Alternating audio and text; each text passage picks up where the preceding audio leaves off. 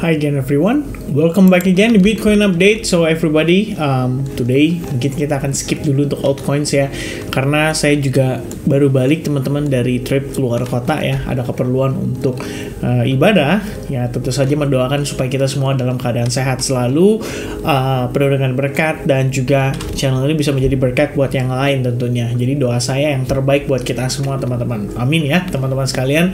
So everyone, saya mau cek dulu ya, ini previous comment ya di video yang Baby Doge. Itu the first one adalah Bro Irham ya. Saya sering banget lihat nama Bro Irham ini agak pertama teman-teman. So request dari dia tuh adalah DYDX, kemudian dilanjut dengan JTO dan Rune ya. Ini Rune nanti juga akan saya upload kembali by Telegram ya, nanti di grup update di grup Telegram kita akan update ya, tapi probably after saya take a rest. Cuman di sini saya mau prioritas untuk inform ke teman-teman soal update perkembangan daripada Bitcoin.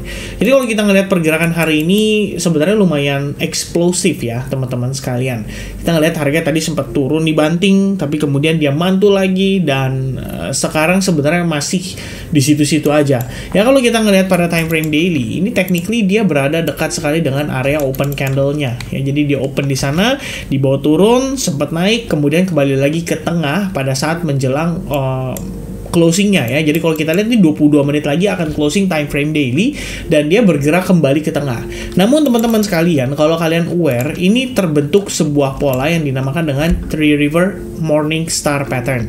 Terjadi pada area support yang terbentuk dari exponential moving average 21. And another good newsnya lagi adalah closing hari ini tuh bisa dibilang indikasinya sangatlah bullish gitu ya. Mengkonfirmasi minimal pinnya atau wick candle-nya itu ke bawahnya panjang ya, bukan ke atas gitu. Lebih baik seperti itu. Kenapa? Karena menandakan bahwa selling pressure yang masuk di market itu bisa saja sifatnya hanya sekedar untuk manipulasi saja.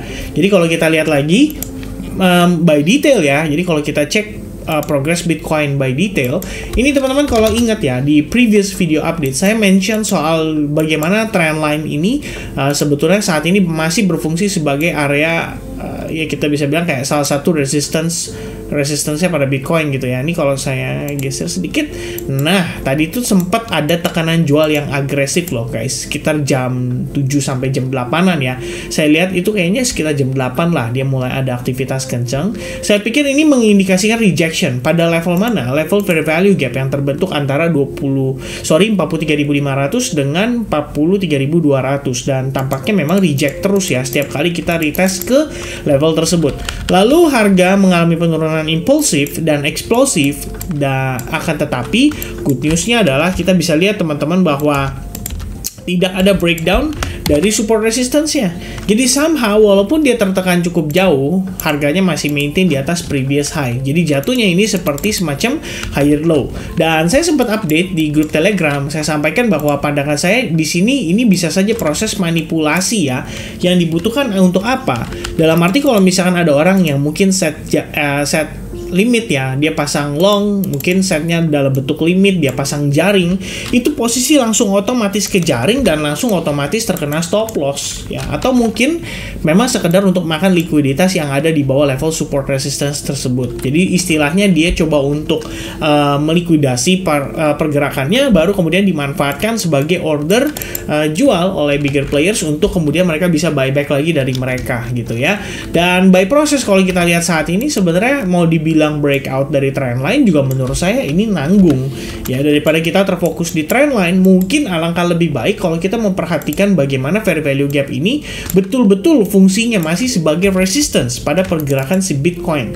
Meanwhile untuk di bawah ini support level ada pada $42.400 ya. Good newsnya adalah after kita turun, kita lihat dia recovery-nya cukup baik ya, terjadi dalam satu candle. Jadi memang strong push banget, dan di sini sekarang kita lagi konsolidasi ya. Ini konsolidasi ini bisa menjadi sebuah clue ya untuk next movement-nya, depend on the breakout. Kalau misalnya the break ya, kalau misalkan dia breakout ke atas ini, maka bisa jadi dia akan break terhadap fair value gap juga, mengindikasikan bahwa there's not enough sellers yang ada di sana.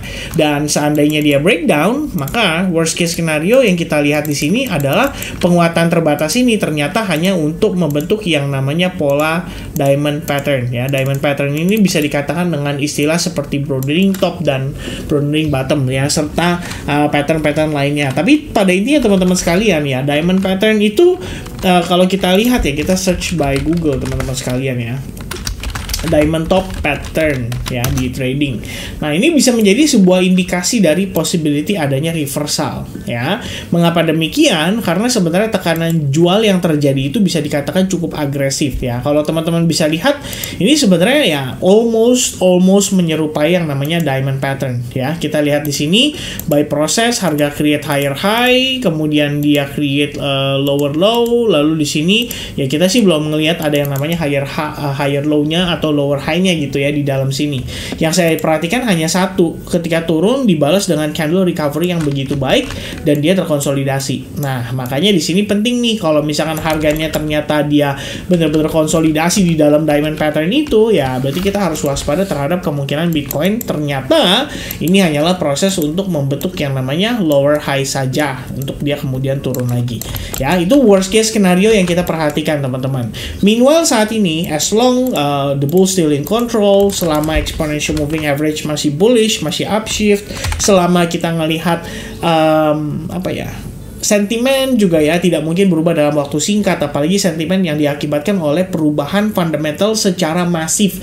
Berbicara soal the Fed, ada kemungkinan pivot pada 2024. Otomatis secara sentimen ini memang positif dan sangat wajar sekali kalau kita ngelihat Bitcoinnya masih bisa nanjak lagi dan berusaha untuk break dari level $44.000. Oke? Jadi untuk saat ini pertimbangan saya melihat Bitcoin ya overallnya secara bias masih dalam keadaan bullish. Terutama apabila VWAP di sini ya menunjukkan kita masih dalam keadaan bullish ya. VWAP itu menurut saya cukup powerful. Jadi kalau kita lihat nih, harga ketahan itu benar-benar di VWAP teman-teman sekalian ya. Dia create low point itu tepat di VWAP-nya, habis itu dapat reaction dan dia kepantul. Jadi untuk saat ini as long VWAP juga maintain as a bullish ya. Jadi kita bisa katakan kalaupun pullback ya, selama dia ketahan ya fine-fine aja, bisa aja harga rebound lagi gitu. Alright, so that's gonna be the update for Bitcoin. Dan meanwhile untuk kita ngeliat Bitcoin sekilas, saya pengen mampir ya, ajak teman-teman mampir sedikit ke altcoins. Jadi sebenarnya rata-rata altcoins yang lagi saya follow up itu perspektifnya lagi bullish ya. Ada ORDI, saya transaksi long position, kemudian ada Algorand, saya juga ada long position, FTM saya juga ada long position.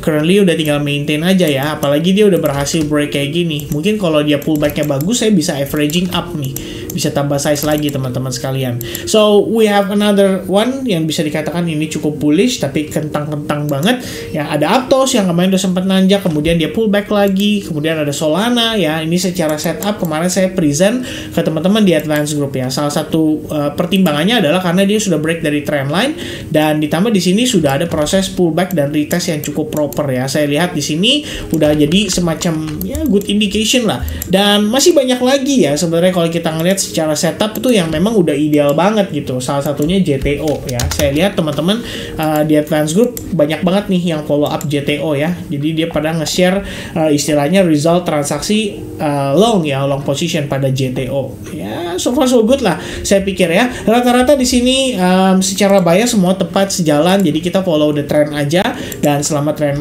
atau bias secara keseluruhannya masih bullish, ya udah kita tinggal maintain aja teman-teman sekalian ya.